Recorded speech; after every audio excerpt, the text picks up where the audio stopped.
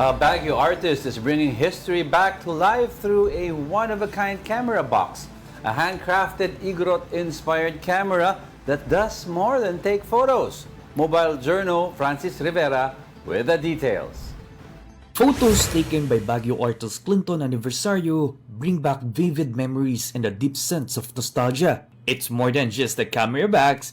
Clinton proudly showcases what he calls the first Igorot-inspired 8x10 camera, a piece he personally designed and completed in just a matter of days. One of the individuals given a sample was Kidlat Tahimik, honored as the national artist for film in the Philippines. With over 200 cameras in his collection, maintaining them is reportedly quite difficult, especially due to the changing climate in the Philippines. Talagang mahirap i-maintain kung sa maintenance ng pag-uusap. Kasi nandito tayo sa tropical country, madaling siyang mapungus o nagmo-mold.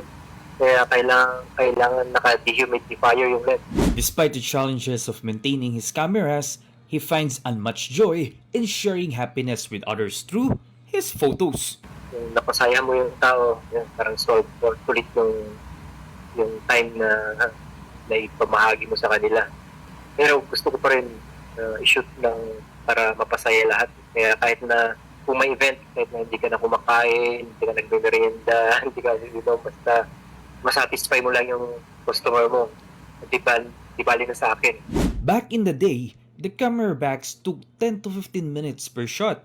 With modern equipment, photos can now be captured in roughly 2 minutes, after which the film is developed in a chemical solution. That's why he encourages the younger generation to value this type of photography. Yung larawan, importante bilang maging history, mag-preserve ng history na tayo ngayon. Historians na tayo lahat kasi may camera na tayo. Ay yung larawan, very important para ma-preserve yung ano yung nangyari sa taon na yon, na na-prove na natin yan, natatagal ng 150 years, mayroon pa rin. Kaya importante sana na ma-revive ulit natin yung film. He suggests that it would be good for us to try out these kinds of cameras as well. Hanggang mayroon pang mga film cameras, may chemicals pa. Kasi mamaya baka wala nang mag-produce ng mga chemicals at films. Magandang subukan nyo para ikumpara nyo kung ano yung pakiramdam ng pagkuha.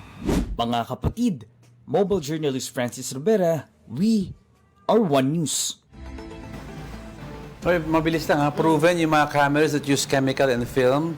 The actual picture, they last decades and more than decades. Some nga proven to last centuries. Pero yung print galing sa digital, they fade out within 3 years. Yeah, we know that because we have sana it doesn't die. faded Sana pictures. madaming maka-experience ng using film cameras.